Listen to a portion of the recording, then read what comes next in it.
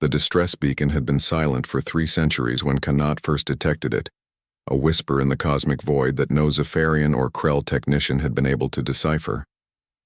The coordinates led to the edge of the Vortan Nebula, where a massive silhouette drifted like a forgotten tomb among the stars. Bella stood beside him on the bridge of their small repair vessel, her breath catching as the derelict came into view. The Dreadnought was massive, easily 5 kilometers from bow to stern, its hull scarred with the wounds of an ancient war. Strange symbols glowed faintly along its surface, pulsing with a rhythm that seemed almost alive. "That's a precursor vessel," Bella whispered, her fingers dancing across the sensor array. "I thought they were just myths." Kanat grinned, his weathered hands already reaching for his toolkit. "Myths don't send distress signals, kid, come on. Let's see what she needs." The council had been skeptical when Kanat accepted the contract. Why send a human mechanic to investigate a ship that had defeated the galaxy's best engineers? But the council didn't understand what humanity had learned during their brutal climb from a single war-torn planet to the stars. That every machine, no matter how alien, had a heart that could be understood. Inside the Dreadnought, the air was stale but breathable. Emergency lighting flickered to life as they moved through corridors tall enough for beings twice their size. Bella's scanner chirped constantly, overwhelmed by technology that shouldn't exist. "The power core is still active," she reported, her voice echoing in the vast emptiness.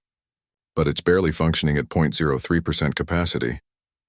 Kanat knelt beside a wall panel, his experienced eyes tracing the intricate circuits that flowed like rivers beneath transparent plating. Where others saw impossibility, he saw logic.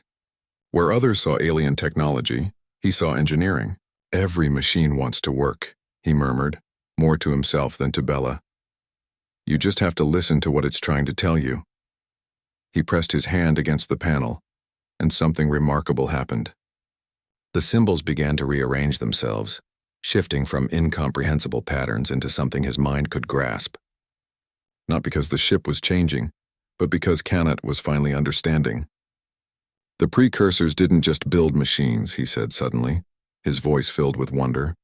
"They built partners. This ship isn't broken, it's lonely." Bella looked at him skeptically. "A lonely spaceship? Think about it. 300 years drifting alone, its crew long dead, still calling out for someone who could understand it." Kanat moved deeper into the ship, following the pulse of that ancient heartbeat. "It doesn't need repairs? It needs purpose." They found the core chamber at the heart of the Dreadnought, a cathedral of technology where crystalline structures hummed with dormant power. In the center floated a sphere of pure energy, dim but refusing to die. Kanat approached slowly, reverently. He'd repaired fusion reactors, quantum drives, and antimatter engines. He'd jury-rigged Krell warships with human spare parts and made Zephyrian cruisers sing. But this was different. "Hello, old friend," he said softly. "I'm sorry you've been alone so long." The sphere pulsed, and suddenly Kanat understood everything.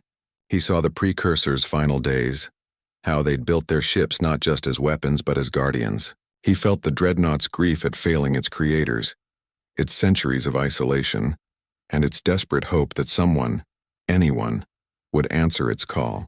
Bella watched in amazement as Kanat began to work. His movements were precise, almost ritualistic, as he reconnected circuits, realigned power conduits, and whispered encouragement to systems that had slept for lifetimes. He used human intuition where alien logic had failed, improvisation where rigid protocols had proven inadequate. "The council wanted to strip it for parts," Bella said quietly. "They said it was too dangerous to reactivate." "The council's afraid of what they don't understand," Kanat replied, not pausing in his work. "But this ship isn't dangerous. It's a protector. Always has been." Hours became days. Kanat barely slept, sustained by ration bars and an engineer's stubborn determination. Bella learned to anticipate his needs, handing him tools before he asked, monitoring systems as they slowly came back to life. On the 3rd day, the Dreadnought awakened. Light flooded through the corridors as power surged through conduits that hadn't fired in centuries. The sphere in the core chamber blazed brilliant blue, and throughout the ship, ancient systems initialized with a sound like a giant taking its first breath. Kanat stood in the core chamber, exhausted but triumphant, as holographic displays materialized around him. The ship was speaking now, its language translating itself into something he could understand. Guardian protocol restored. New directive required. The galaxy's changed since you slept, Kanat told the ship. New species, new conflicts. But the need for Guardians hasn't changed. Protect the innocent. Stand against those who prey on the weak. Can you do that? Affirmative, purpose acknowledged. Partner designation? Kanat smiled. I'm just a mechanic.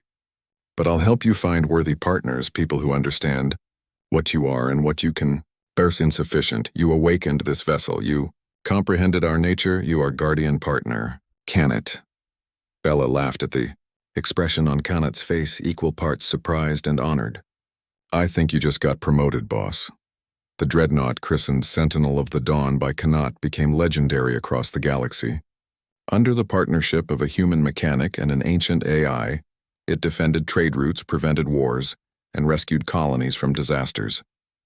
The council that had been skeptical now sought Kanat's advice on integrating precursor technology with modern systems. But Kanat never forgot the lesson the Sentinel had taught him, that the greatest machines weren't built to be used but to be understood. That technology, no matter how advanced, needed more than maintenance. It needed connection. And perhaps that was the most human thing of all. The ability to find kinship even in the coldest metal and the oldest code, to breathe purpose into what others had abandoned, and to prove that sometimes the best way to save something wasn't to control it, but simply to listen.